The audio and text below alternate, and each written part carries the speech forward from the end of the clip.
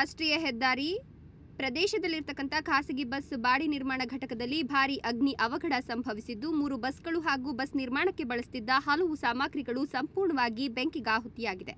ಅಧಿಕಾರಿಗಳ ಮಾಹಿತಿ ಪ್ರಕಾರ ಈ ಘಟಕವು ಸೆಂಥಿಲ್ ಕುಮಾರ್ ಅವರಿಗೆ ಸೇರಿದ್ದು, ಬೆಂಕಿ ಕಾಣಿಸಿಕೊಂಡ ತಕ್ಷಣ 3 ಅಗ್ನಿಶಾಮಕ ವಾಹನಗಳು ಹಾಗೂ ನೀರಿನ ಟ್ಯಾಂಕರ್ಗಳೊಂದಿಗೆ ಅಗ್ನಿಶಾಮಕ ಸಿಬ್ಬಂದಿ ಸ್ಥಳಕ್ಕೆ ಧಾವಿಸಿದರು.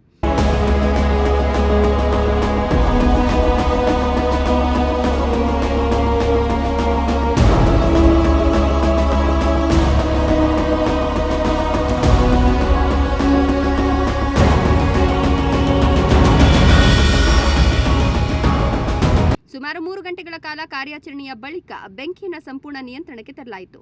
ಘಟಕದೊಳಗೆ ನಿಲ್ಲಿಸಲಾಗಿದ್ದ 3 ಬಸ್ಗಳು ಮತ್ತು ಬಸ್ ಬಾಡಿ ನಿರ್ಮಾಣಕ್ಕೆ ಬಳಸುತ್ತಿದ್ದ ವಿವಿಧ ಯಂತ್ರೋಪಕರಣಗಳು ಹಾಗೂ ಸಾಮಗ್ರಿಗಳು ಬೆಂಕಿಯಲ್ಲಿ ಸುಟ್ಟು ಕರಕಲಾಗಿವೆ. ಅಗ್ನಿ ಅವಘಡಕ್ಕೆ ನಿಖರ ಕಾರಣ ಇನ್ನಷ್ಟೇ ತಿಳಿದು ಬರಬೇಕಿದ್ದು, ಪೊಲೀಸರು ಹಾಗೂ ಅಗ್ನಿಶಾಮಕ ಇಲಾಖೆ ತನಿಖೆ ನಡೆಸ್ತಾ ಇದೆ.